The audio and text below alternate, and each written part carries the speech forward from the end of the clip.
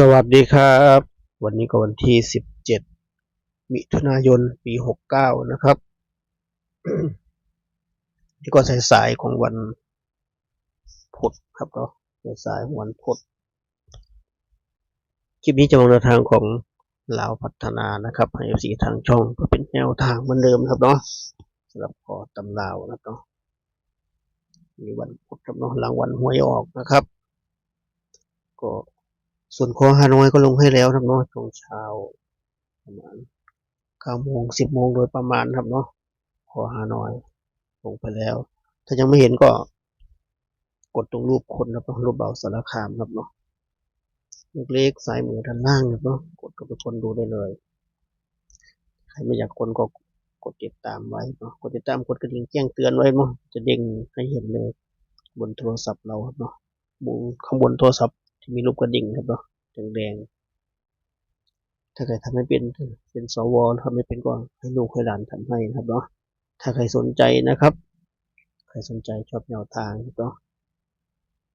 ชอบเสี่ยงโชคชอบลงทุนครับเนาะแต่ถ้าไม่ชอบก็ข้ามไปครับเนาะเราทำแล้วถ้าชอบก็ฝากกดติดตามกดไลค์กดแชร์ไว้ครับเนาะอย่างที่บอกไว้ประจำครับเนาะถ้าใครชอบทางก็เวลาชมก็ฝากกดไลค์ให้ด้วยครับเนาะถ้าเรากดไลค์ระบบมันจะจำเราครับเนาะว่าเราชอบแนวนี้ถ้ามีการอัดคลิปโผล่มาอีกก็จะเด้งให้เราเห็นอยู่ประจำนะครับแต่ถ้าเราไม่กดไลค์ก็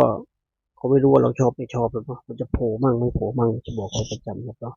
ก็เป็นเทคนิคครับเนาะเทคนิคแต่ถ้าไม่ชอบก็ไม่ต้องทำอะไรครับเนาะข้ามไปนะครับวันนี้ก็เหมือนเดิมนะครับไม่ได้คลิปสดเหมือนเช่นเคยก็คลิปพาลุงพลมาทำบุญแถวๆวัด ที่วัดแถวๆบ้านนะครับเนาะทำบุญเสร็จก่อนกลับบ้านก็เหมือนเดิมเนาะให้อาหารปลาอาหารนกครับเนาะเหมือนเดิมมันทุกครั้งทุกคลิปครับเนาะอยู่เป็นเพื่อนกัน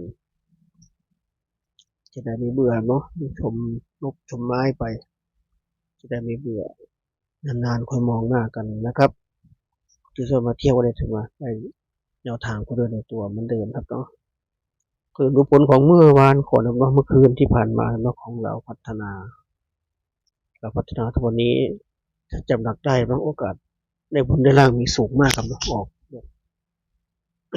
ไล่ๆกันนะออกแบบ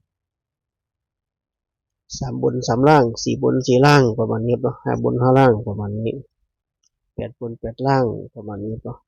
อย่างเมื่อวานนะครับเนาะเลขของตัวออก535 883 535 883นะครับเนาะเลข2 ตัวล่างก็58ครับเนาะ2 ตัวล่าง58บางคลิปบางคนที่ก็53ครับเนาะแต่ส่วนใหญ่ก็เป็น58นะครับ2 ตัวล่าง58 3 ตัวก็853 8มาทั้งบนและล่างครับเนาะเมื่อวานดีไม่84ครับเนาะถ้า84เท่ากับออกรัฐบาลไทยทั้งฮานอยแล้วก็มาลาวเลยครับเนาะถ้าออก84แต่ไม่83ครับ5883ครับเนาะเกือบจะเป็น4884ครับเนาะบอกซ้ำให้แนวทางไปครับเนาะเด่น4เด่น5ครับเนาะเด่น4เด่น5ก็เข้าที่5ครับเนาะจับคู่ให้ก็50 57 58 59ครับเนาะ50 57 58 59นิ้นไปที่40 49 59เนาะเด่น49 59ที่เขาออก58ครับเนาะที่ได้นิ้นผิดตัวครับเนาะถ้าเข้าตัวนี้นะเต็มครับเนาะก็เป็นกรรมแน่นอนก็ใครตามก็ดีจะด้วยครับเนาะ58กับ83นะครับน่าจะเป็น58 59ครับเนาะได้ทั้งบนทั้งล่างเนาะพี่ก็8 บน 8 ล่างครับเนาะวันนี้ใครสรุปจดก็จดไว้นะครับเนาะสรุปจดสรุปแคปก่อนรอแคปเหมือนเดิมนะครับวันนี้ก็เด่น2เด่น3ครับเนาะเราพัฒนาวันนี้ติด2ตัวนี้ไว้ครับเนาะถ้าไม่มีอะไรผิดพลาดมีรุ่นอีกแน่นอนครับเนาะ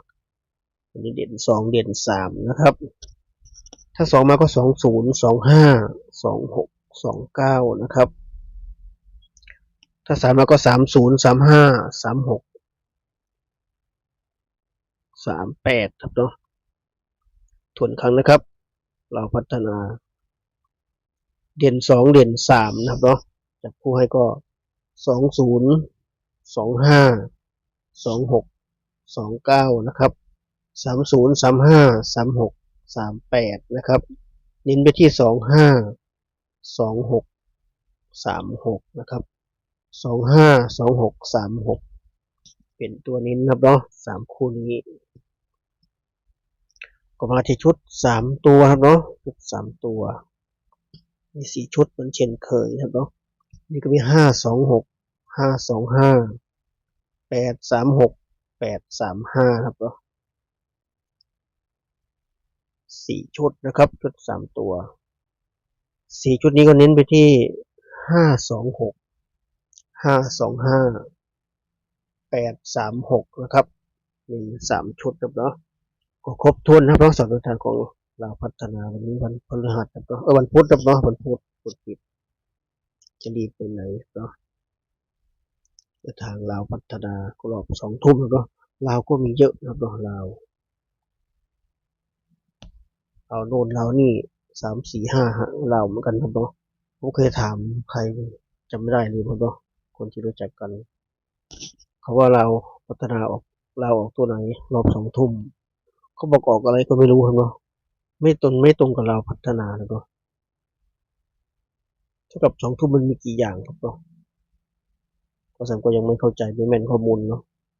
ก็สัมยังไม่ดูผลเนาะคุยกันธรรมดาครับว่าเรา2 ทุ่มออกตัวไหนเขาบอกอะไรไม่รู้เราก็บอกว่าไม่ถูกครับเนาะเขาไม่ตรงกับเราพอเรามาตรวจเราถูกครับเนาะก็เลย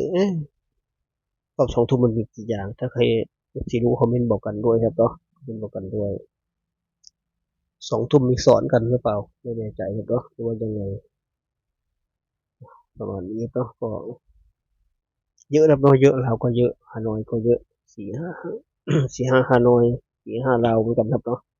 หลายอย่างถ่ายคลิปครับเนาะเหมือนเดิมสำหรับคนที่งบน้อยเนาะอย่างนู้นก็เขาแต่งบน้อยก็ตัวเน้นนะครับที่ผมเน้นให้เผื่อมันถูกเข้าครับเนาะนี่ก็มี25 26 36 25 26 36นะครับเป็นตัวเน้นนะเนาะ3คู่นี้งบน้อยก็จัดไปครับเนาะลงทุนก็ไม่ได้ทุนน้ำมันรุดปากเปล่าก็ไม่มันปากเปล่าก็ได้ปากเปล่าครับเนาะกินไปนวมมานิดนึงครับเนาะเดี๋ยวไปโชคมีลาภครับเนาะอย่างที่บอกไว้ถ้าไม่ชอบบ่าวสามจับไว้ก็อย่างที่บอกไว้เอาเรื่องเรียนของบ่าวสามให้ไปหาตัวประกบเองได้เลยครับเนาะหาเองได้หรือว่าทำเองได้มาประกบมีคนโอกาสบุญมีสูงครับเนาะเด็กเด่น2 ตัวนี้เห็นเนาะฝากไว้แค่นี้เจอกันคลิปหน้าคลิปนี้ก็สวัสดีครับ